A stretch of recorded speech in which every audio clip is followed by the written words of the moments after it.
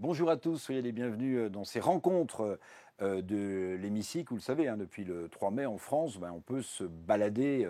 Il n'y a plus la barrière des 10 km autour de son domicile. On a l'impression de nouveau d'être en pleine mobilité, en pleine liberté. Eh bien, précisément, ces rencontres de l'hémicycle sont consacrées à la mobilité, avec une très belle étude réalisée par le Movinon, avec l'aide de Kantar, mobilité douce, comment va-t-on se déplacer, notamment dans le cadre urbain, que pensent les nouvelles générations de leur mobilité, auront-elles accès, auront-elles envie de se déplacer, tiens, par exemple, avec les transports en commun, en voiture? C'est toutes ces questions qui vont nous intéresser dans ces rencontres de l'hémicycle. Je voudrais saluer à distance le président de Michelin, Florent Ménégo, qui est avec nous. Président, bonjour, monsieur Ménégo, soyez le bienvenu. On va Bonjour bien Monsieur sûr Revel, parler, bonjour à tous. on va bien sûr parler de cette fameuse étude, la mobilité vue par la jeune génération dans un monde post-Covid, parce qu'on espère tous qu'il y aura un monde post-Covid et que ce monde sera, sinon meilleur, en tout cas, que ce monde va exister par définition. Je salue également la présence de Carlo Pieransanta, le président de Microsoft France. Bonjour. Carlo, bonjour, soyez le bienvenu. Et puis Guillaume Saint pour Kantar, c'est important parce que c'est vous qui avez réalisé cette étude. On en parlera dans quelques instants sur la méthodologie, sur les grands enseignements qu'on doit tirer de cette étude. Mais je voudrais, Président Ménégo, tout de suite vous demander, c'est quoi Movinon, puisqu'on parle beaucoup de cette étude et de Movinon. Ça s'appelle For Ambition to Action. C'est un bon résumé quand même.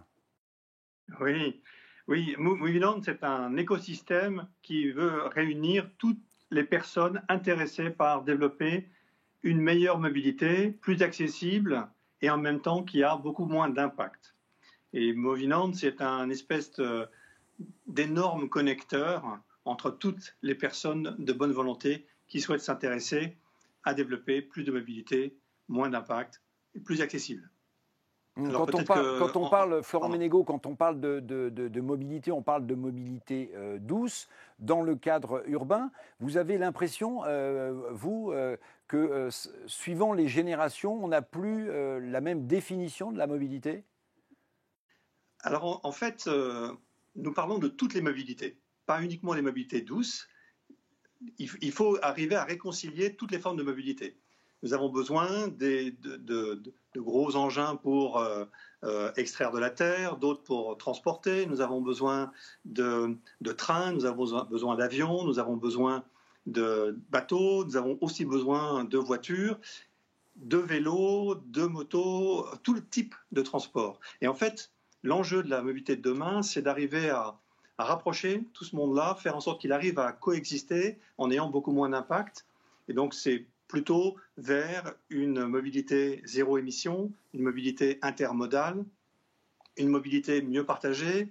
En milieu urbain, c'est la capacité à avoir plus de monde qui peut se déplacer comme il le souhaite. Merci Florent Ménégo, on vous retrouvera tout au long de cette émission. Je vais donner la parole à Carlo Pieransanta puisque Microsoft est partenaire de cette étude. Simplement pour vous signaler aussi, puisque Florent Ménégo en a parlé, que tout à l'heure, on aura aussi l'avis de ces fameuses générations Z, les 18-34 ans, parce qu'il y a aussi de leur part une volonté de se déplacer, parfois aussi de se faire plaisir, et notamment la question de l'avion, vous verrez, elle est assez intéressante à traiter avec cette génération Z. Carlo, peut-être un mot sur ce partenariat autour de cette étude, la mobilité vue par la jeune génération. Alors, vous savez, Microsoft a une passion pour l'innovation et pour les écosystèmes à valeur. Et donc, la rencontre avec Florent et son équipe sur Movinon a été absolument indispensable. C'est-à-dire qu'il y a encore une cinquantaine d'années, chaque entreprise pouvait imaginer de faire de l'innovation avec un groupe de travail interne dans un laboratoire, identifier ce qui allait se passer dans 10 ans et le réaliser presque en autonomie. C'est moins vrai aujourd'hui, c'est presque plus vrai aujourd'hui parce qu'on travaille de plus en plus avec des écosystèmes.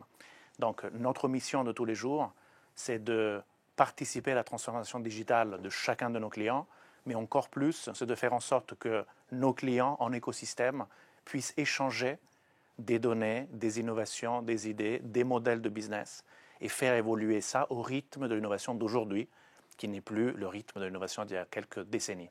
Donc aujourd'hui, c'est s'adapter de façon presque continue aux nouveaux usages, aux nouvelles envies. On va en parler avec les plus jeunes que nous. Voilà. Et donc, écosystème, c'est super important, Florent l'a souligné. Nous, on participe avec la partie données, digitalisation de ces écosystèmes. Carlo Pietrasanta, vous avez dit un mot, à mon avis, central, qui est le mot du rythme. Vous avez l'impression aujourd'hui que l'innovation, la transformation, elle est sur un rythme forcément accéléré, mais exponentiel. Peut-être que ça va aussi un peu se calmer, ça dépend des moments, je dirais.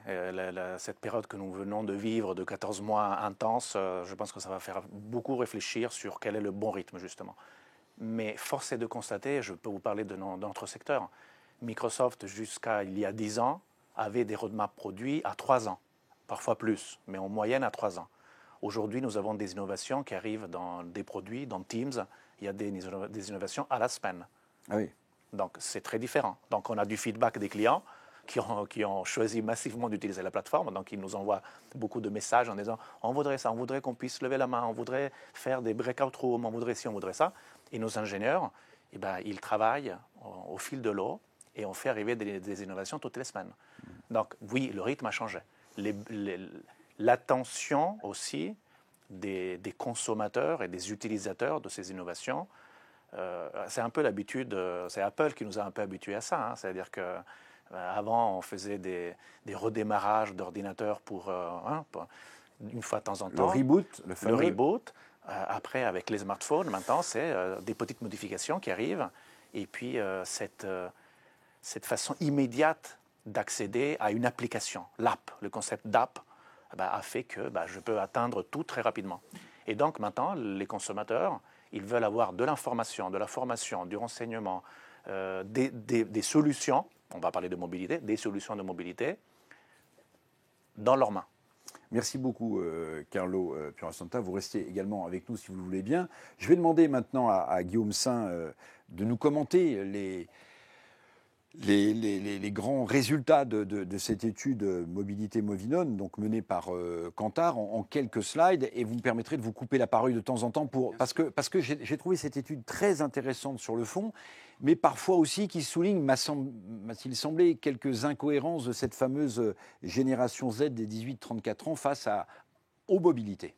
Oui, absolument. Donc, oui, absolument. Donc, nous avons mené à l'automne 2020 une étude qu'on pourrait appeler plutôt un carnet de tendance auprès de à peu près 70 jeunes urbains engagés vis-à-vis des problématiques de responsabilité sociale et environnementale. Et on les a questionnés sur finalement leur mobilité aujourd'hui, leur projection pour la mobilité de demain dans un monde effectivement post-Covid. Et on en a tiré 4 enseignements clés qu'on va partager aujourd'hui. Et absolument, vous avez tout à fait le droit de m'interrompre pour poser des questions ou aller un petit peu plus loin. Donc la première chose en fait qui nous a vraiment marqué, alors ça peut paraître comme n'étant pas une surprise, mais c'est un vecteur assez important en fait de ce qu'on va comprendre ensuite, c'est que cette génération Z, c'est vraiment une génération qui est extrêmement pragmatique et qui est également assez idéaliste. Donc elle a des valeurs, elle a besoin de suivre leur cœur, elle a besoin de suivre son cœur, elle a besoin d'avoir un comportement de consommation, de mobilité qui a un sens par rapport à la planète, par rapport au point dont M. Ménégo parlait tout à l'heure, d'inclusion notamment. Mais en même temps, elle est extrêmement pragmatique. Donc je voudrais vous donner juste deux exemples. Le premier exemple, c'est que cette génération, et ça rejoint ce dont parlait M. Pietrasanta tout à l'heure, cette génération, elle est extrêmement à l'aise avec toutes les applications de mobilité. C'est-à-dire qu'avoir la mobilité sur son smartphone, à portée de main, c'est complètement la réalité quotidienne en fait, de cette génération, et beaucoup plus que pour les générations précédentes. Donc ça veut dire qu'avec toutes les applications de mobilité à portée de main, ils sont extrêmement multimodaux. C'est-à-dire qu'ils ont la capacité, pour un même trajet, d'aller choisir le début du trajet en vélo partagé, ensuite de prendre un transport en commun et ensuite de prendre en fait une voiture avec chauffeur ou une voiture partagée. Donc ça, c'est extrêmement important parce que ça veut dire que cette génération va être un accélérateur de la multimodalité, un accélérateur en fait de l'utilisation des différents modes de transport à un même moment pour un seul et même trajet. Donc ça va être une différence fondamentale pour la suite. La deuxième chose qui est importante, c'est que, je le disais tout à l'heure, c'est une génération qui est malgré tout très pragmatique. C'est-à-dire que dans ses choix de mobilité, elle ne va pas oublier qu'il faut que ce soit économiquement viable pour eux. Parce que cette génération a moins de moyens que des générations qui ont, enfin pas des générations, mais en tout cas des gens qui ont un peu plus de moyens, qui sont plus avancés dans la vie. Et du coup, cette dimension de prix, elle est importante. La dimension de praticité, on dit convenience en anglais, c'est plus joli que praticité, qui est un mot qu'on a un peu inventé. Mais voilà, cette logique de pratique, il faut que ce soit pratique, il faut que ce soit efficace en termes de temps, c'est également important. Et puis, il y a deux choses qui vont différencier cette génération par rapport aux générations précédentes dans les critères de choix pour avoir faire le meilleur trajet à un moment donné, c'est l'innovation. Ils adhèrent complètement à toutes les innovations qu'on leur propose, que ce soit des innovations en termes de type de véhicule, en termes de services de mobilité ou en termes d'applicatifs de mobilité. Et puis enfin, l'inclusion et la responsabilité vis-à-vis de l'environnement, vis-à-vis de la société, c'est également un critère qui est important. Mais il ne faut pas oublier que pour pouvoir choisir un mode de transport qui soit à la fois qui soit inclusif, qui soit responsable, il faut également que ce mode de transport, quand même, il soit abordable et il soit également efficace. Donc on a vraiment une génération qui est à la fois pragmatique et idéaliste. Et puis un point qui est intéressant, je disais tout à l'heure, et je sais que vous aimez particulièrement ce point, ce sont des multimodaux. Donc ce sont des gens qui ne vont pas renoncer, qui vont prendre le meilleur des différents modes de transport. Et notamment, ils ne vont pas renoncer à la voiture. Voilà, alors ça, c'est un point qui m'a frappé dans l'étude, Carlo, je ne sais pas si c'était votre cas, mais ça, c'est un point frappant. Je regardais dans le détail, vous allez peut-être donner les chiffres, mais c'est vrai que ce point m'a frappé, donc je voulais en parler avec vous. La génération Z dit posséder une voiture, oui, à 32%, alors que ma génération, X, je ne vous donne pas ce que mon âge, c'était 34% et la génération Y, 38%, c'est ça. Ouais. Bon, ça, c'est tout à fait surprenant parce que j'étais persuadé que même si cette génération veut rouler en voiture propre, elle dirait non, je préfère le déplacement collectif, je préfère le covoiturage, Eh bien, pas du tout, la voiture, ça reste un moyen de transport qui est quand même plébiscité par cette jeune génération. Alors, ça reste effectivement un moyen de transport plébiscité, et j'apporterai peut-être une nuance. Donc, le fait de considérer la voiture comme étant un mode de transport qu'ils peuvent envisager, ça c'est vrai, et on est quasiment, vous le disiez, au même niveau que les générations précédentes. Et ce qui est intéressant, c'est de se dire que malgré tout, ensuite dans l'usage de la voiture, ils vont être beaucoup plus sélectifs que les générations précédentes. C'est-à-dire qu'ils vont dire, si j'ai une alternative à la voiture, qui soit à la fois abordable, qui soit efficace, comme je sais que les autres alternatives, comme le transport partagé ou les transports en commun, peuvent être plus vertueuses, je vais choisir plutôt ces modes de transport plus vertueux. Mais ça ne veut pas dire qu'ils vont renoncer à la voiture, qui peut apporter malgré tout beaucoup de bénéfices, qui apporte de l'autonomie de mouvement, qui apporte de l'autonomie financière. Notamment, on sait qu'il y a une partie des jeunes qui ont besoin d'un véhicule pour pouvoir se rendre dans un travail. Et la voiture reste en fait pour eux un mode de transport qui est envisageable, même s'il est challengé, puisque aujourd'hui ces jeunes nous disent aussi, moi la voiture, oui effectivement, j'ai aucun problème de considérer une voiture, par contre j'aimerais vraiment qu'elle soit plus propre que celle des générations d'avant. Donc l'électrification de la voiture individuelle, c'est quelque chose qui est fortement demandé et qui va être très, très pris en compte par Je reviens vers vous tout de suite, Guillaume Sam, mais je voulais faire réagir Carlo Pieransanta sur ce phénomène aussi qui m'a frappé, qui n'est pas terriblement surprenant, mais quand même, bon, il y a la voiture pour ces jeunes générations, mais en revanche, côté application mobilité, alors là, la génération X est battue à plat de couture, parce que autant la génération Z et Y, c'est-à-dire les plus jeunes, à 61%, disent, nous, on les utilise, ces applications de mobilité, alors que la mienne, c'est plutôt 20-25%, quoi. Oui, c'est générationnel et culturel. Je pense qu'il faut faire la paix avec ce concept. Donc, moi, je dis toujours, les gens comme moi je vais faire 50 ans cette année. Les gens comme moi, il ne faut jamais oublier qu'on est né, quand on était petit, c'était la télévision. Donc, on est dans une culture de broadcast. Donc, il y a une vérité qui est diffusée au plus grand nombre à travers des outils assez figés. Les 30 ans et encore maintenant les moins de 20, ils sont nés respectivement dans l'ère du PC et dans l'ère du smartphone.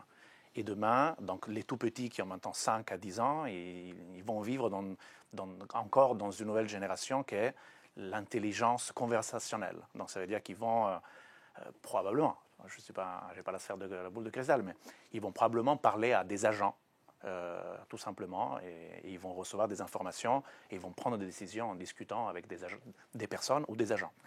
Donc voilà, c'est des caractéristiques différentes qui te forme dans ta façon de réfléchir. Nous, quand on cherche quelque chose, enfin, mes parents, ils demandaient à quelqu'un dans la rue.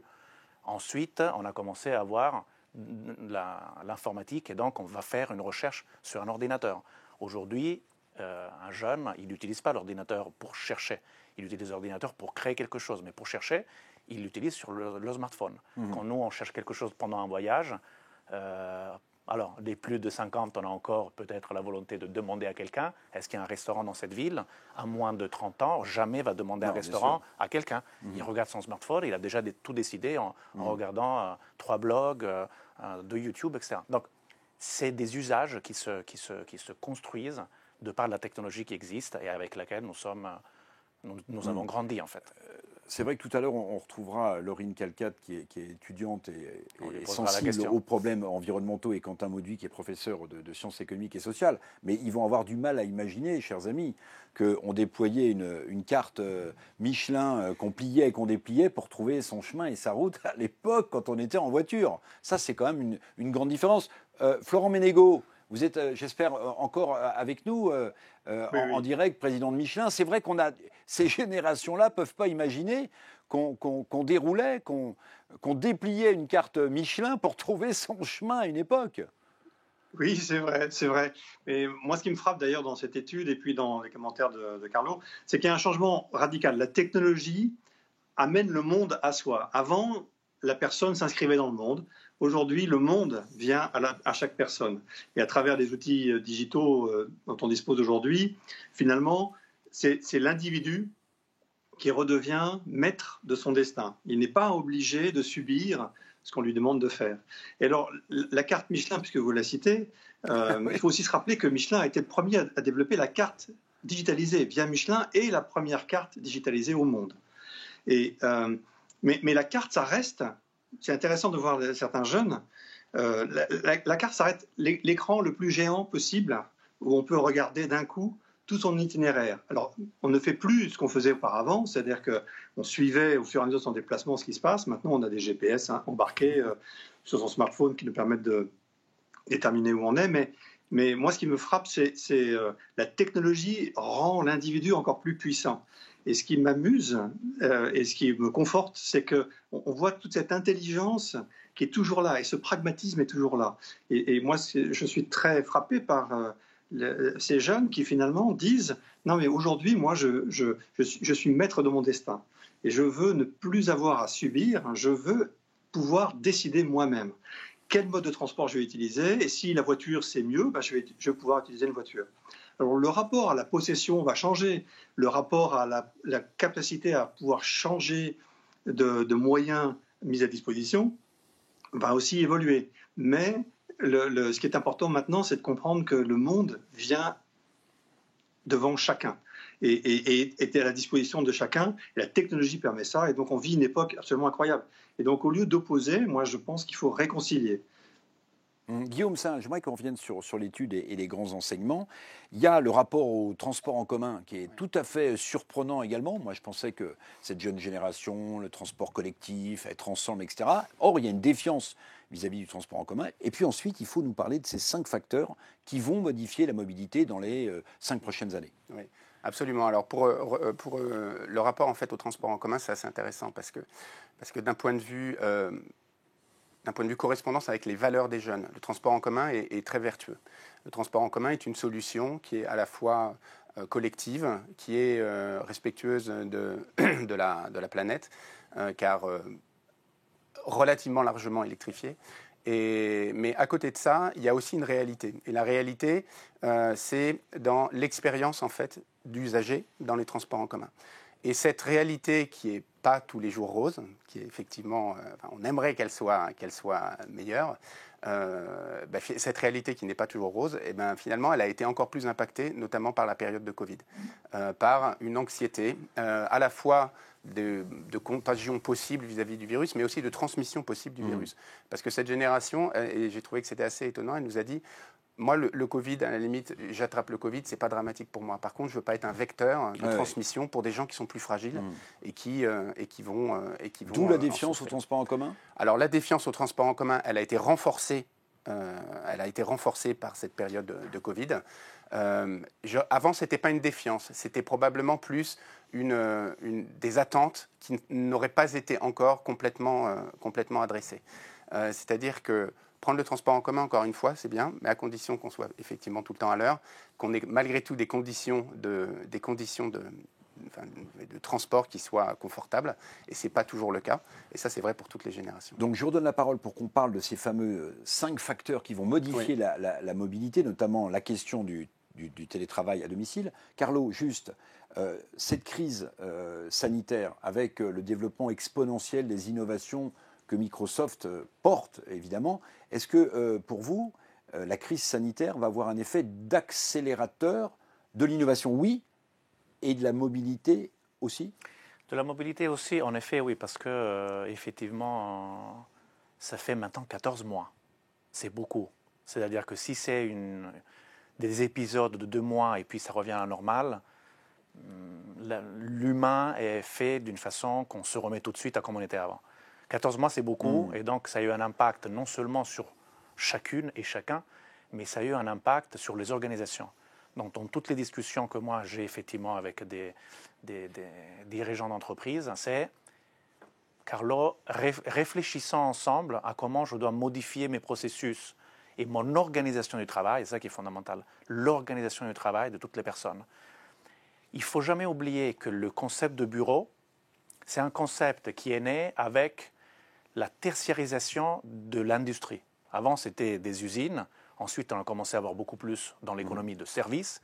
Et dans les services, c'était un bureau avec des open space et des managers qui regardaient ce que les personnes faisaient. On ne pourra plus dire « je vais au bureau ». Ça, c'était les années 50. C'est-à-dire que nous sommes en 2021 quand même. Donc, ça fait quand même quelques années, pas seulement un an, que la technologie permet de produire ce qu'il faut produire sans être dans un bureau physique. Cette période de Covid a démontré de façon frappante à toutes les organisations, indépendamment de l'industrie, que toute cette anxiété de dire si je ne vois pas les gens, ils ne bossent pas, est fausse. Les gens travaillent parce qu'ils sont responsables et il faut les responsabiliser pour qu'ils atteignent leurs objectifs.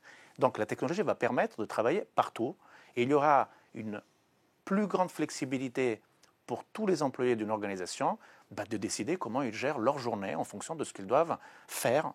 Et donc, bien sûr, le bureau, ça existera toujours, mais ça sera différent. Le télétravail, ça sera beaucoup plus généralisé et les gens utiliseront des véhicules avec, comme les nouvelles générations nous l'apprennent maintenant, avec ce concept de dire je dois aller d'un point A à un point B, là, à ce moment-là, quelle est la meilleure solution? Alors justement, c'est important qu'on parle des conditions, j'allais dire, de travail au sens large, parce que parmi les facteurs, les 5 facteurs, Guillaume Saint, dans votre étude, qui vont modifier dans les 10 prochaines années la mobilité, il y a en premier la question du travail à domicile. Oui, c'est le premier, et c'est quelque chose qui est vraiment qui a été apprécié déjà, et puis pour lequel en fait les jeunes voient cette tendance continuer, perdurer, et leur donner exactement ce que vous disiez, leur donner la possibilité d'hybrider leur mode de vie. C'est-à-dire qu'il y aura moins d'opposition entre le travail, le bureau, et l'espace plus privé, le loisir. Il y aura une hybridation beaucoup plus facile de ça. Et ça, c'est assez intéressant parce que c'est cette hybridation entre je travaille à un endroit et je vis dans un autre endroit. Finalement, à partir du moment où on peut faire à peu près les deux dans un endroit plus réduit, dans un espace plus j'ai envie de dire, un peu plus restreint, on n'a pas besoin de faire 1 heure de transport en commun pour aller travailler. Cette heure donc que ça, l'on passe c'est le premier facteur, le travail à domicile. Le deuxième, c'est l'amélioration des infrastructures cyclables. Voilà. Parce que quand on regarde votre étude, on s'aperçoit que la génération Z, à 20%, c'est quand même beaucoup, elle se déplacera ou elle se déplace à vélo. La voiture, c'est 27%, mais le vélo, c'est 20%. Donc le deuxième facteur qui va modifier dans les 10 prochaines années la mobilité de cette génération-là, c'est l'absolue nécessité d'améliorer les infrastructures cyclables. Absolument. Et on a fait cette étude donc en Europe et en Amérique du Nord. Et là, j'ai envie de dire, finalement, les deux continents ne sont pas vraiment sur un pied d'égalité. Parce que autant en Europe, dans les villes, et la manière dont les villes ont été développées en Europe, ça va être assez j'ai pas envie de dire facile, mais ça va être plus facile d'améliorer les infrastructures cyclistes, de sécuriser ces infrastructures pour les cyclistes, ce qui est extrêmement important. Par contre, en Amérique du Nord, c'est beaucoup plus compliqué. Les villes sont beaucoup plus étendues d'un point de vue horizontalement. Les distances sont beaucoup plus importantes. Et du coup, ça va être beaucoup plus compliqué. Donc, effectivement, c'est le deuxième critère clé. Et on a vu une croissance phénoménale en fait, du retour au vélo, qui soit d'ailleurs vélo à jambes, j'ai envie de dire, classique, ou vélo électrique. Vélo électrique qui permet en plus de réaliser des distances plus importantes et qui du coup emmène une mobilité un petit peu plus lointaine que ce qu'on pouvait faire avec un vélo. Alors, troisième facteur, la mobilité sans émission. Ouais. Bon, je ne rebondirai pas sur le vélo électrique puisqu'il y a une batterie dans un vélo électrique et pour produire l'énergie en France, on verra ça avec nos jeunes amis tout à l'heure, on a de l'énergie nucléaire, ça émet pas de CO2, mais il y a la question du retraitement des déchets. Je ferme la parenthèse, mais troisième facteur, mobilité sans émission. Oui, alors mobilité sans émission, alors ça c'est complètement, ils ont déjà complètement embrassé en fait cette dimension-là au travers de trois choses. L'électrification des véhicules, on en a parlé tout à l'heure. La deuxième chose, c'est aussi le fait de raisonner les déplacements, c'est-à-dire que par moment, je n'ai pas forcément besoin de faire un déplacement, et dans ce cas-là, je ne le fais pas. Et l'air de rien, ça contribue, moins de déplacements, ça contribue aussi à moins d'émissions. Et puis la troisième dimension, c'est aussi une notion de frugalité, c'est-à-dire que l'innovation qu'ils appellent de leur vœu, ils souhaitent aussi en fait que ce soit une innovation qui permette d'être moins consommateur d'énergie. Quatrième, les pôles de mobilité. Ça renforce l'idée de déplacements multimodaux. Oui. C'est-à-dire qu'il faut des hubs, comme on parle de hubs aériens, il faut des hubs où on est capable de faire un peu de vélo, de récupérer une voiture et un transport en commun au bout. Et là, il faut reconnaître que là, il y a un gros travail à faire parce que c'est hubs de mobilité qui permettent effectivement de passer d'un mode propre à un mode collectif et du coup résoudre en grosse partie le premier kilomètre et le dernier kilomètre en fait des trajets. Là, il y a beaucoup de travail parce que c'est pas encore parfait, loin de là. Et je suis fasciné par le dernier facteur, le cinquième, parce que là, on parle beaucoup de facteurs techniques, d'infrastructures. Et là, le dernier facteur, c'est presque un facteur philosophique. Oui. Parce que là, on parle de la question de la valeur du temps. C'est vrai que pendant toute cette période du confinement, notamment le plus dur au mois de mars 2020, on a perdu la notion du temps. Le cinquième facteur qui va modifier la mobilité des plus jeunes, c'est la question de la valeur du temps. Oui, exactement. C'est la relation au temps et c'est la relation à comment est-ce que je peux tirer le meilleur parti de chaque période de ma journée. Et de ce point de vue-là, c'est vrai que plus on passe du temps dans les transports, aller d'un point A à un point B, moins il est facile de valoriser ce temps. Si on peut réduire, en fait déjà cette durée de trajet, c'est mieux.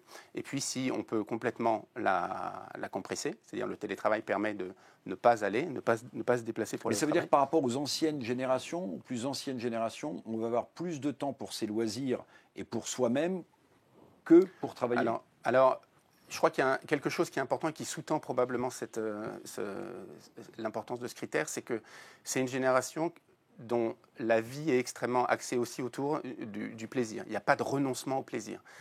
C'est une génération responsable, on l'a vu, notamment par rapport aux problématiques économiques, aux problématiques en fait, d'inclusion, aux problématiques en fait, environnementales, mais c'est aussi une génération qui refuse de renoncer à son plaisir. Et du coup, la valorisation du temps, ce qu'on nous dit derrière, c'est finalement, s'il y a la possibilité de réduire du temps qui n'est pas du temps très agréable et le remplacer par quelque chose qui me plaise ou qui me permet d'être avec des gens avec qui j'ai envie d'être, eh ben, je vais vraiment tout faire pour que ça se passe. Florent Ménégo et ensuite Carlo Puranzanta.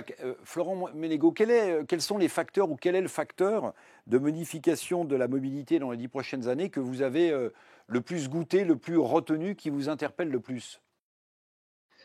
Je pense les deux derniers facteurs dont on vient de parler, c'est-à-dire de choisir sa mobilité, son temps de mobilité, le fait de ne pas avoir, pour pouvoir travailler, pour avoir accès, d'être obligé de renoncer. L'idée, c'est de pouvoir avoir beaucoup de choses ensemble au même moment.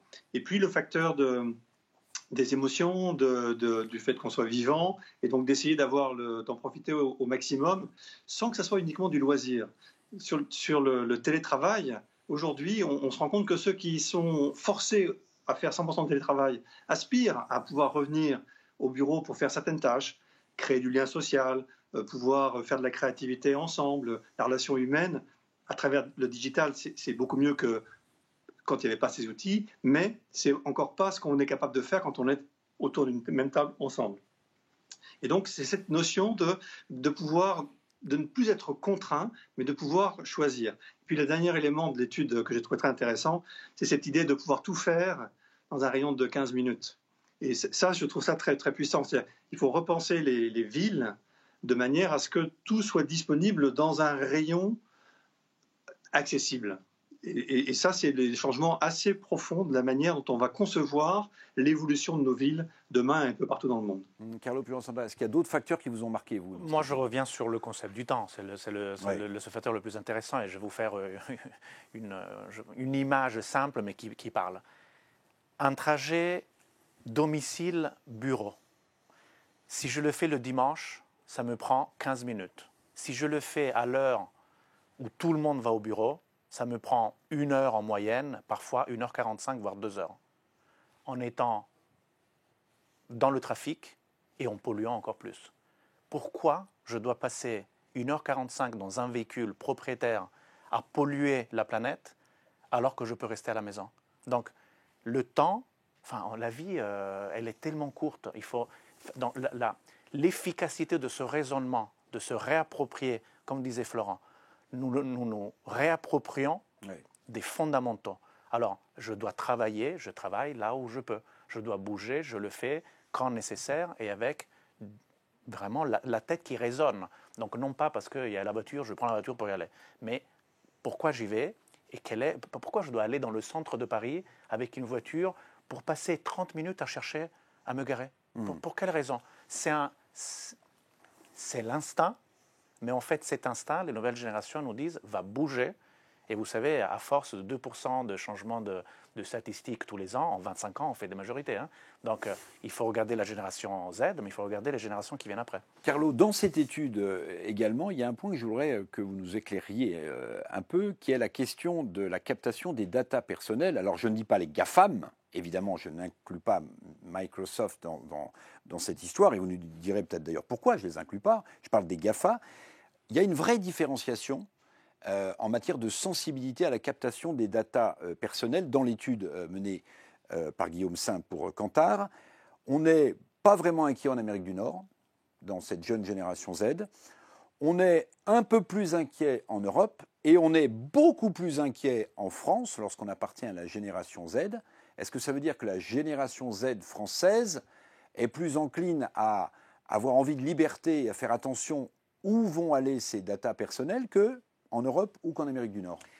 Alors certainement, l'Europe en général, c'est vrai que la France peut être plus par rapport aux voisins européens, mais l'Europe en général a une attention à effectivement, l'utilisation des données qui est plus forte que dans les autres zones géographiques. Pour moi, c'est une valeur, donc il ne faut pas démoniser en disant il y a des innovations qui ne vont pas se faire à cause de ça. Je pense que c'est une valeur dont il faut qu'on soyons fiers. Par contre, il ne faut pas non plus que ça ralentisse l'innovation. Il faut que ça la cadre. Et d'ailleurs, avec l'RGPD, c'est ce que nous avons fait. On peut en être fiers. On a défini des nouvelles règles de fonctionnement qu'on considère éthiques. Et du coup, les entreprises du monde, Microsoft la première, qui a dit « j'aime bien ces règles, je ne vais pas les appliquer seulement en Europe, je les applique sur tous les produits et partout dans le monde, même si ce n'est pas demandé ». Donc je pense que l'Europe a un leadership sur cette pensée. Et c'est bien que les nouvelles générations aient de l'attention et de la compréhension pour ce que ça veut dire quand j'utilise une application, avoir la compréhension de qu'est-ce que ça veut dire d'un point de vue du partage de données, et puis choisir donc de partager des données ou pas. Et ça, je pense que les services de tous les fournisseurs de services digitaux, il y a encore du travail pour aller dans la transparence totale, dans la déclaration en fait, de quelles données je te mets à disposition ou je vais te demander pour quel service. Là, il n'y a pas encore une clarté totale, donc un peu les gouvernements doivent forcer cette transparence et un peu, j'espère, beaucoup, les entreprises du digital doivent aller dans ce sens. Alors, on va retrouver dans quelques minutes maintenant Laurine Calcat et Quentin Mauduit, représentants de cette génération Z. Deux questions pour terminer, Guillaume Saint, sur cette étude Kantar consacrée à la mobilité. La première, sur la proposition d'une mobilité hybride. Les résultats de votre enquête montrent qu'en Europe, le partenariat public-privé, entreprise, pouvoir public, il est plutôt sollicité. En France aussi, bon, c'est peut-être une tradition un peu colbertiste. En Amérique du Nord, en revanche, pas du tout. On fait plutôt confiance aux entreprises privées pour mettre en place cette mobilité hybride. Exactement. Alors, je ne suis pas un spécialiste en fait des dynamiques des différentes sociétés en termes de poids respectifs des entreprises, des pouvoirs publics, de la société civile. Mais il est vrai que sur ces problématiques de mobilité, les jeunes font plutôt confiance en fait j'ai envie de dire, un travail en écosystème en Europe, en disant c'est un peu tout le monde qui doit participer pour trouver des solutions. C'est un peu les entreprises, c'est un peu les pouvoirs publics, et puis c'est aussi un peu nous. Et ensemble, on doit essayer de trouver des solutions pour faire avancer cette cause de la mobilité, qui est, pour la rendre socialement, écologiquement responsable, c'est assez compliqué. Ça tient aussi à la culture économique des différents ensembles. C'est tout à fait possible. Alors qu'effectivement, en Amérique du Nord, les jeunes se retournent plus directement et un peu plus spécifiquement vers les entreprises que vers en fait les institutions publiques. Donc on voit que pour faire avancer cette cause, finalement, la manière d'y arriver risque d'être un petit peu différente en Europe par rapport en fait en Amérique du Nord. Alors, dernière question, et ça fera une transition, j'espère, habile et qui va faire rebondir les débats. Cette génération Z, bon, elle veut peut-être un peu moins travailler, elle veut avoir plus de loisirs, mais elle veut renoncer à aucun plaisir, notamment à découvrir le monde. Mais quand on découvre le monde, Guillaume, on prend l'avion et donc on pollue. Absolument. Alors, je voudrais juste revenir sur une chose. C'est pas une génération qui veut moins travailler. C'est une génération qui veut travailler différemment dans des conditions différentes. Et en cela, ils sont assez. Enfin, ils ont un grand niveau de maturité, je trouve. Et alors, effectivement. Ça, c'est marrant. Ouais, c'est intéressant parce qu'ils disent moi, c'est important de ne pas polluer.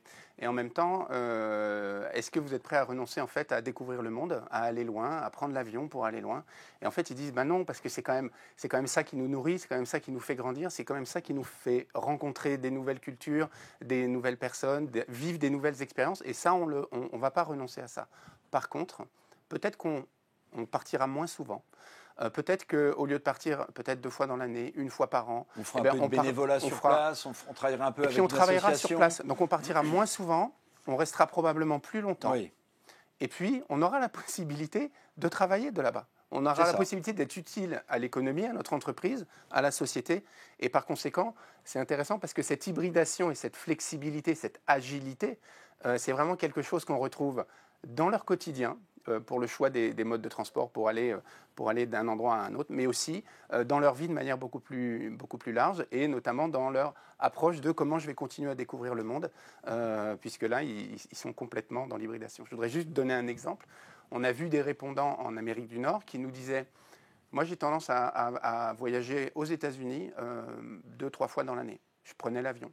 Si demain, il y a des trains qui me permettent de faire la même chose, même si c'est 40% de temps en plus, je prendrai le train. Parce que ce n'est pas responsable de prendre l'avion à chaque fois. Donc, encore une fois, Ou l'avion hydrogène dans 20 ans. Ou l'avion solaire ou hydrogène. Voilà.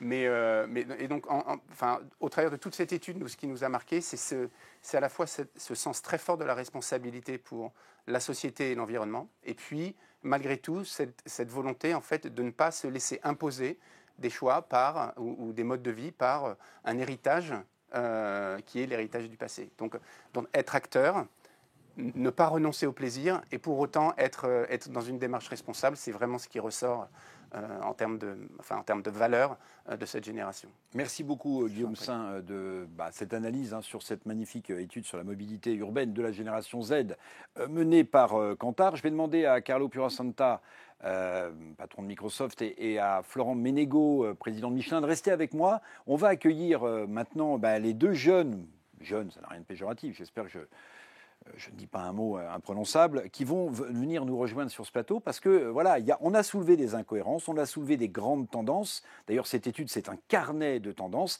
et j'aimerais les entendre et aussi avoir l'avis des 2 présidents qui nous font l'honneur d'être avec nous. À tout de suite.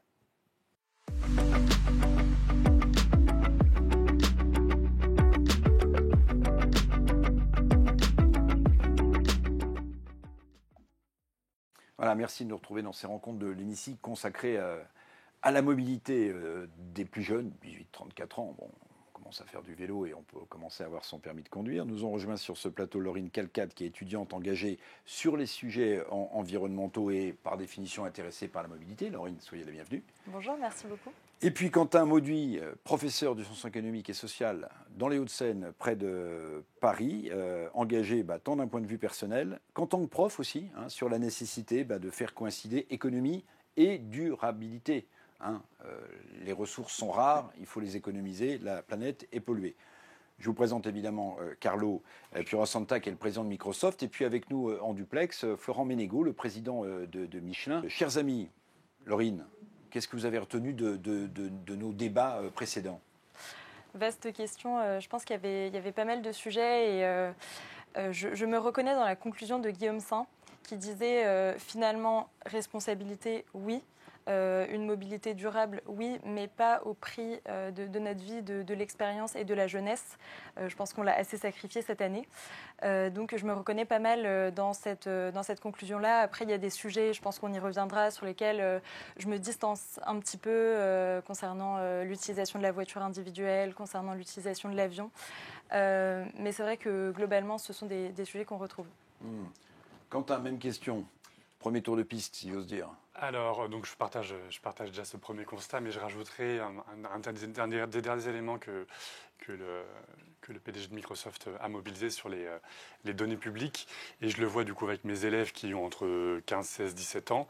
Ils sont relativement sensibles. Dès ce jeune âge, ils comprennent bien qu'en général, quand un service est gratuit, donc que ce soit un service de mobilité, que c'est eux le produit. Et ça, ils l'ont, et c'est pas moi qui leur ai dit, ils l'ont vraiment bien compris que si un service est gratuit, il y a des données qui sont utilisées, qui sont retraitées, peut-être parfois vendues, et ils sont relativement attachés à ce point-là. Sur la mobilité, Laurine, vous avez vu qu'on a regardé les 5 facteurs qui modifieraient, enfin, d'après cette étude très sérieuse, très fouillée, qui modifieraient la mobilité dans les 10 prochaines années. Il y a le dernier facteur, mais le dernier, mais pas forcément le moins important, j'ai appelé ça un facteur philosophique, qui est la valeur au temps. Est-ce que vous avez l'impression que votre génération a envie d'aller le plus vite possible d'un bout à l'autre, avec une mobilité douce, mais ultra rapide, ou est-ce que cette valeur temps vous pose question ? Alors, je pense que déjà, ce qui est assez drôle, c'est que lorsqu'on n'avait pas le temps, ce qu'on appelle la fast life dans le langage jeune, disons, on avait envie de ralentir ce rythme, de prendre plus le temps, de faire les choses, de profiter, en fait, de chaque moment.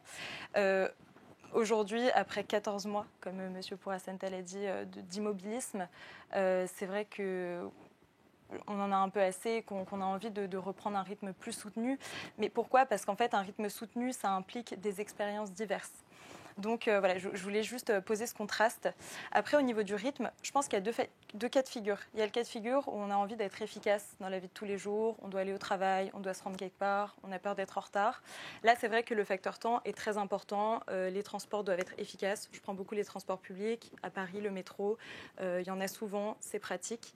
Donc il y a ce point-là d'un rythme soutenu, effectivement. Mais je pense que la compression du temps ne doit pas être totale et qu'en revanche, quand on est dans une situation beaucoup plus de vacances, de loisirs, alors là, il est intéressant de prendre son temps même dans le trajet. Et je trouve que le trajet peut faire partie de l'expérience de voyage, peut faire partie de l'expérience de vie. Donc, juste un petit exemple, je suis allée en Chine pendant 1 an, il y a 2 ans, et j'ai fait Pékin-Canton, donc du nord au sud, en train. Ça m'a pris 25 heures, j'étais en couchette inconfortable, mais c'était une expérience géniale dont je me souviendrai toute ma vie. Le voyage fait partie de l'expérience. Le voyage fait partie de l'expérience, je trouve. Quentin, alors on est loin des théories de Ricardo, d'Adam Smith, on est loin du livre sur la pensée économique de Marc Bloch, je ne sais pas si vous en souvenez de ce. Bon. Mais là, ce facteur philosophique, c'est un facteur pour vous également essentiel, parce qu'il y a tous ces facteurs techniques dont on a parlé et qu'a bien interprété Carlo et Florent Ménégo, mais cette valeur temps, qui n'est pas une notion vraiment économique au début, c'est un facteur prépondérant pour votre génération ? Absolument, je partage vraiment beaucoup ce double constat, c'est-à-dire j'ai vraiment, en tout cas personnellement, 2 analyses différentes sur la gestion du temps. Pour des trajets routiniers, qu'on est obligé de faire de manière presque automatique, comme justement 3 fois par semaine aller d'un point A à un point B. On veut optimiser son temps. Optimiser son temps, mais c'est pas forcément optimiser son temps, c'est pas forcément être le plus rapide. C'est par exemple, à titre personnel, je préfère avoir un trajet direct sans changement à faire dans les transports en commun, quitte à passer 5 à 10 minutes de plus, plutôt que aller plus vite, mais faire 2, 3, 4 changements. Donc déjà, il y a une question de, c'est en fait du temps de qualité. Donc être 40 minutes dans un métro, mais au moins on y est directement, plutôt que 30 minutes ou 35 minutes en faisant un changement ou deux changements, eh ben, les 5 minutes supplémentaires ont en fait un poids économique, on pourrait le dire, une sorte de coût économique ou psychologique ou philosophique qui vaut peut-être plus que le temps réel. Et pour ce qui est par contre là aussi du temps de transport, on va dire de loisir, je suis davantage amené à me dire qu'il est parfois nécessaire de prendre son temps et de le prendre sciemment. Par exemple, en long trajet intercité. Ce week-end, je reviens de Clermont-Ferrand, à côté de là où travaillait Florent Ménégo. L'intercité qui met 3h40 pour faire Paris-Clermont. Mais il est plaisant. Ce temps-là est plaisant. Et les paysages qu'on peut voir, c'est plaisant. Et prendre son temps, ça aussi des éléments positifs. Alors, vous avez sans doute vu que les pouvoirs publics ont décidé de relancer le financement des lignes à grande vitesse. On pense au Marseille-Nice ou au Bordeaux-Toulouse ou jusqu'à Perpignan. Bon, ça, c'est quand même une bonne nouvelle. Sur les conclusions de manière un peu provocante que j'ai mises en avant tout à l'heure, c'est-à-dire vos rapports au loisir, à l'avion, à la voiture, mais en fait, vous faites comme nous, là. Il n'y a pas de grand changement. Vous voulez prendre l'avion pour aller à l'autre bout du monde. Et même si la voiture est propre, vous voulez continuer à rouler tranquille dans votre voiture, qui est aussi d'ailleurs un symbole de statut social, Laurine. Alors, c'est vrai que là-dessus, j'ai un point de vue peut-être un tout petit peu différent. Guillaume Saint, tout à l'heure, a nuancé l'utilisation de l'avion. Alors, effectivement, pourquoi est-ce que notre génération devrait se sacrifier pour toutes les erreurs qui ont été accumulées et devrait renoncer au plaisir, à la découverte. Enfin, partir à l'étranger, c'est quand même une découverte du monde, mais aussi une découverte de soi qui est importante pour tous. Les voyages forment la jeunesse, comme on dit. Et donc, effectivement, je pense qu'il y a un moyen de faire en sorte de pouvoir faire les deux, c'est-à-dire prendre l'avion, mais le prendre de manière plus respectueuse. Donc, le fait de faire un aller-retour Bangkok-Paris par an, ça revient au même que de s'acheter un ordinateur en termes d'émissions carbone. Donc, si vous vous dites, ce temps, je vais le rendre précieux, je vais vraiment faire un aller-retour, mais rester plus longtemps. Ou alors, effectivement, je ferai moins de voyages. Ou alors, j'y vais différemment. Mais Laurine, entre nous, même si vous faites un aller-retour Paris-Bangkok, vous aurez toujours besoin de votre ordinateur dans l'année. C'est vrai. Non, c'est vrai, mais on peut réduire quand même d'un certain côté. On peut réduire nos voyages en avion et surtout juste faire un séjour qui soit beaucoup plus long et peut-être plus utile. Et travailler à distance grâce aux nouvelles technologies. Pourquoi pas, pourquoi pas. Après, je pense que le rapport à l'entreprise, il est quand même assez important. Ayant fait un stage pas mal en télétravail, je pense que c'est bien aussi. Il est différent aujourd'hui, le rapport à l'entreprise de d'autres générations. On a moins envie de faire 20 ans dans la même boîte, on a plutôt envie d'être indépendant. Non, mais c'est important ça aussi, parce que ça conditionne aussi la mobilité. Quentin. Je rebondis juste tout d'abord sur l'avion. Il y a peut-être aussi une sorte d'échelle géographique, c'est-à-dire que, et on le voit avec le redéveloppement en Autriche des trains de nuit, et qui cartonne et qui est rentable dès la première année de lancement de ce nouveau service. Pour ce qu'on appellerait, nous, je pense qu'on était un peu habitués avant le Covid à faire par exemple des week-ends en avion. Donc en fait, on va à Lisbonne 3 jours et on revient. On va à Barcelone 3 jours et on revient. Ce genre de week-end-là, en tout cas, aujourd'hui, me pose problème. Philosophiquement, me pose problème de faire un aller-retour en avion pour 3 jours ou 2 jours sur place, là où le train de nuit pourrait remplacer, en tout cas, pour les trajets, on va dire, de court courrier. En revanche, pour les longs courriers... Ou les lignes à grande vitesse, à l'instant où il y aura un TGV jusqu'à Perpignan et la frontière et l'Espagne, c'est à 150 km de Perpignan. Absolument. Mais là où, par contre, le sujet se pose et de manière vraiment accrue, c'est sur la longue distance, les longs courriers. Et là se pose du coup la question, que faire? Alors, est-ce qu'on met une taxe?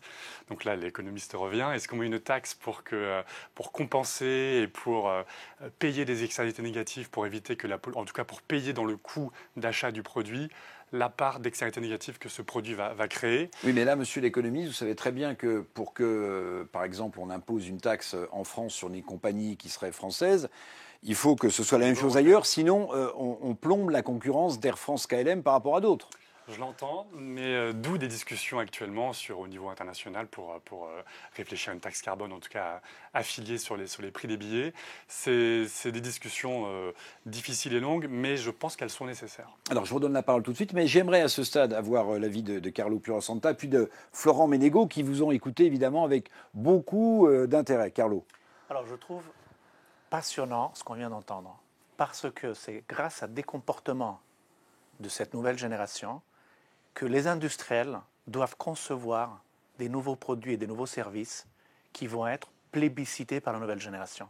Rien n'empêche aux entreprises de Moving On de réfléchir à qu'est-ce qu'on propose. Je vous fais 2 exemples. Avec Faurecia, qui appartient un équipementier automobile. Un équipement, voilà, donc qui appartient à Moving On.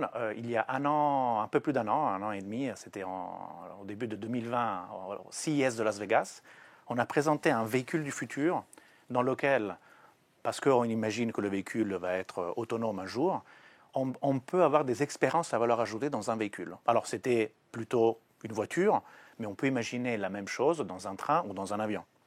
Aujourd'hui, quand on prend une voiture, on ne peut pas faire grand-chose. On peut écouter la radio, c'est bien, c'est de l'information, de la musique, mais on ne peut pas faire autre chose.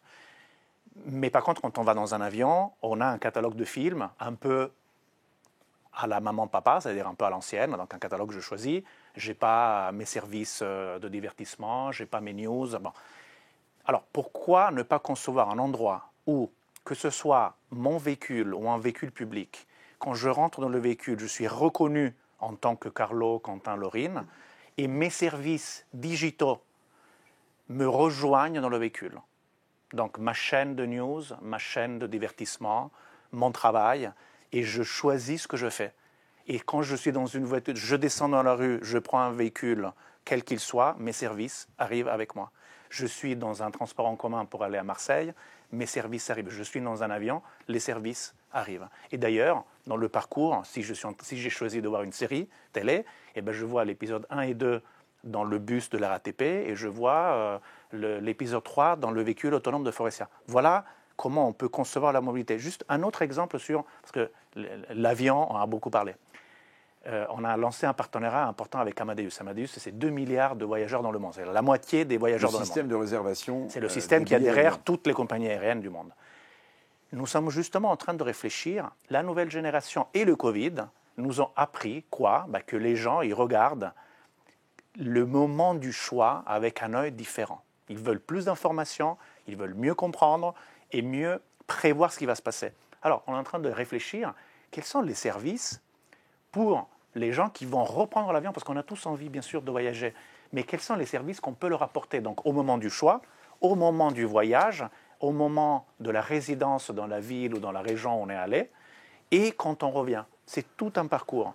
Et la sustainability, la responsabilité, il y a tout un tas de sujets où il faut ajouter des services à l'intérieur de ces réservations et permettre aux nouvelles générations de dire « Ok, je fais ce choix-là, mais je sais pourquoi je le fais, je sais quel est l'impact, et je sais...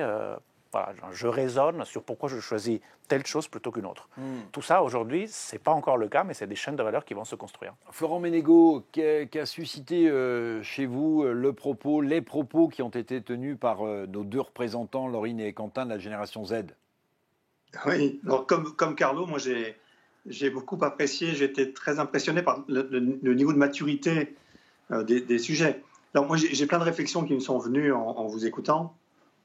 La première, c'est que le temps, finalement, il est élastique. Et quand j'ai l'impression de perdre du temps, quand au moment d'un déjeuner, j'ai besoin d'avoir un déjeuner efficace et je souhaite acheter ma nourriture très rapidement. Et puis le moment de convivialité dans lequel je suis avec des amis et je gère un moment de convivialité. Donc ça, c'est la première réflexion. La deuxième réflexion sur le temps, il ne faut pas le subir. Il faut ce que j'entends, c'est qu'on veut tous d'ailleurs vivre son temps. On veut pouvoir le gérer comme on veut et pas le subir. Deuxième réflexion, c'est que on parlait d'un problème complexe. La mobilité, c'est un sujet complexe, surtout si on veut travailler sur meilleure mobilité qui rend les choses plus accessibles et en même temps qui a beaucoup moins d'impact. Pour faire ça, c'est compliqué. Donc il faut aussi des règles du jeu internationales. Une proposition de taxe, c'est probablement un chemin possible. La question, c'est est-ce qu'on paye le transport à son juste coût? Est-ce qu'on paye l'impact correctement? Aujourd'hui, ce n'est probablement pas le cas. Maintenant, est-ce qu'il est juste de faire payer tout le monde de la même manière? Ça, c'est aussi une réflexion qu'on doit avoir. Donc, Movinand sert à ça, c'est à faire rapprocher ces problématiques et à mettre en place les différents acteurs qui vont pouvoir eux-mêmes essayer de définir ensemble les solutions qui vont permettre de résoudre ces questions. Mais j'ai plein de réflexions, mais je ne veux pas accaparer le temps de parole. Merci Florent Ménégo. Peut-être pour terminer, Laurine et Quentin, bon, ça va être un peu une question un peu bateau, mais on a envie de s'inspirer de votre génération, parce que c'est vrai que nous, on appartient à une génération qui, même si elle avait fait quelques progrès quand même en matière de préservation de la nature, n'a pas fait l'essentiel, c'est sûr. Enfin, il faut savoir quand même, juste petit détail, qu'à l'époque, une génération encore avant la nôtre, quand on faisait la vidange de sa voiture, ça partait directement dans le sol. Hein. Il faut quand même se souvenir de ça. Ça impactait la nappe phréatique directement. Bon, Dieu soit loué, on en est très très loin. Mais dans un monde idéal, Laurine, dans un monde idéal de mobilité idéale, douce ou pas douce, hybride ou pas, en voiture ou en transport en commun, votre génération, vous, à titre personnel, vous rêvez de quoi? Une mobilité partagée. Donc les transports en commun, ça en fait totalement partie, en résolvant évidemment des défis de sécurité des personnes, des biens, de propreté, et également de confort et peut-être de confort de trajet. Mais en tout cas, une mobilité partagée, que ce soit à travers les transports en commun, même à travers les voitures, pourquoi pas. Une mobilité plus propre, évidemment. Je dirais également plus silencieuse, parce qu'il faut savoir... le bruit est une pollution. Oui. Voilà, et l'Agence européenne de l'environnement a mesuré 12 000 décès prématurés en Europe à cause du bruit, simplement. Donc c'est vrai que dans un monde idéal, la mobilité serait plus silencieuse et effectivement une multimodalité qui nous permette finalement de nous adapter aux conditions extérieures et à nos propres conditions. Voilà. Et la voiture, pas totalement rejetée, mais certainement une voiture bien plus propre. Avec quand même, je trouve les questionnements sur les terres rares, les métaux qu'il faut utiliser, la durabilité réelle d'une voiture électrique, etc. Et une voiture partagée et une voiture aussi, pourquoi pas, à l'usage. Donc, au lieu de posséder une voiture, c'est ce qu'on dit aussi, l'économie de la possession, l'économie de l'usage, je pense que c'est quelque chose qu'il faut vraiment redéfinir. Et dernier point, sur la ville à 15 minutes, je trouve que c'est une bonne chose pour les besoins essentiels, mais je trouve que la jeunesse a besoin d'élargir ses horizons. Et du coup, pour moi, une ville tout à 15 minutes, ça même la culture, c'est un peu trop fermé. Oui, ça ressemble un peu au confinement et au couvre-feu. Je parle d'expérience, je parle d'expérience. Donc je pense que c'est quand même important de continuer à avoir la possibilité de voyager, mais sans culpabiliser. Quentin Mauduit, la mobilité rêvée. Rêver, en fait, c'est effectivement donc, un des 5 constats, c'était la frugalité. Et en tout cas, pour ma part, c'est vraiment ça l'idée aussi, c'est que l'électrique pour l'électrique, moi, je ne le vois pas comme une solution à tout. C'est-à-dire, ce n'est pas une solution miracle. Il faut réfléchir, est-ce qu'appliquer de l'électrique à tel ou tel véhicule, est-ce que c'est pertinent? Et il y a tout un tas de véhicules qui aujourd'hui sortent sur le marché. Je me pose la question de leur pertinence. Je me dis, est-ce que moi, je suis touché par ça? Non. Et si c'est pour en fait juste remplacer un moteur thermique par un moteur électrique, sans changer l'usage du véhicule, je crois qu'on ne s'en sortira pas. Enfin, je crois que ça ne marchera pas, ni économiquement d'ailleurs, ni même de manière environnementale. D'où l'idée de rationaliser l'usage des batteries électriques à des outils de mobilité pertinents et vraiment efficaces, comme les vélos électriques. Donc là, je viens par exemple, de manière très, très concrète, je viens d'être locataire là, pendant 6 mois avec le service Véligo d'un vélo électrique pour faire pas loin de 20 km par jour. 10 km aller, 10 km retour à Boulogne, en tout cas dans l'ouest parisien. Là, le vélo électrique a un outil, a une pertinence. Mais remplacer tous les vélos par des vélos électriques pour faire 2 km, je ne sais pas si c'est pour juste rouler sur route Rivoli, qui est bien plate pendant 3,5 km. Est-ce que l'électrique ici a une pertinence? Je doute. Donc je suis vraiment attentif, en tout cas, dans un monde rêvé, c'est vraiment l'aspect électrique. Électrique, mais peut-être pas partout et tout le temps. Carlo Purasanta, un mot pour conclure et ensuite la conclusion de Florent Ménégo. Le confinement nous a fait souffrir, mais moi je n'oublierai jamais le confinement total qu'on a eu et comment Paris, dans lequel on habite, s'est transformé. Des terrasses avec du verre autour, pas de bruit, un ciel clair. Moi je préfère ce Paris-là. Des animaux qui parfois en province ont réinvesti la ville. Moi j'ai 2 chiens, je peux vous dire que mes chiens ils étaient plus heureux pendant le confinement que maintenant, parce qu'ils n'aiment pas les voitures, alors que quand il n'y avait pas de des voiture... animaux sauvages aussi, on a vu des cerfs, on a vu des chevreuils, des renards revenir dans les rues. Donc moi je pense qu'on pourrait avoir, moi je suis dans l'innovation, donc moi ce que je souhaite, c'est une innovation qui permette aux Movit, aux Xikar, Volocopter, aux Forestia, aux Michelin, aux Airbus, au RATP, d'imaginer toutes ces mobilités, de fournir des services appropriés pour ce qu'on doit faire et avoir des villes qui sont plus vivables, que ce soit 15 minutes ou 50 ou 2 heures, que quand je vais dans un endroit, ça soit un endroit à dimension humaine, voilà, pas à dimension d'une voiture ou du bruit ou de la pollution, à dimension humaine, qu'on puisse vivre bien dans les villes qu'on habite. Florent Ménégo, mot de la fin pour vous, président de Michelin, une ville à dimension humaine, oui. La route partagée à dimension humaine. Oui, merci beaucoup. Merci pour ce débat que j'ai trouvé extrêmement inspirant et extrêmement positif sur le fond. Et je voulais simplement dire que moi, je suis fondamentalement optimiste. Je pense que nous avons tous les moyens de faire du progrès. Et le progrès dans la mobilité est essentiel. La mobilité est vecteur de progrès. La deuxième réflexion que j'aurais en synthèse, c'est qu'on parlait de la ville à 15 minutes. Mais bien sûr, il ne faut pas dire que le monde se résout à 15 minutes. Le monde, il est beaucoup plus vaste que ça. Et donc, ce qu'il faut, c'est avoir effectivement la possibilité de faire des choix. Et on est dans le monde du « et » pas dans le monde du « ou ».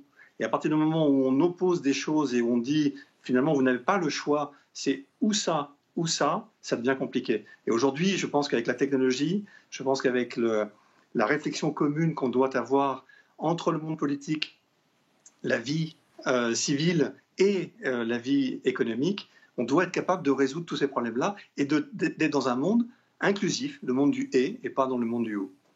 Merci beaucoup Florent Ménégo, merci à Carlo Purasanta, merci Laurine, merci Quentin d'avoir partagé avec nous ces rencontres de l'hémicycle. Quant à nous, on se donne rendez-vous pour un prochain numéro, une prochaine émission des rencontres de l'hémicycle. À très bientôt.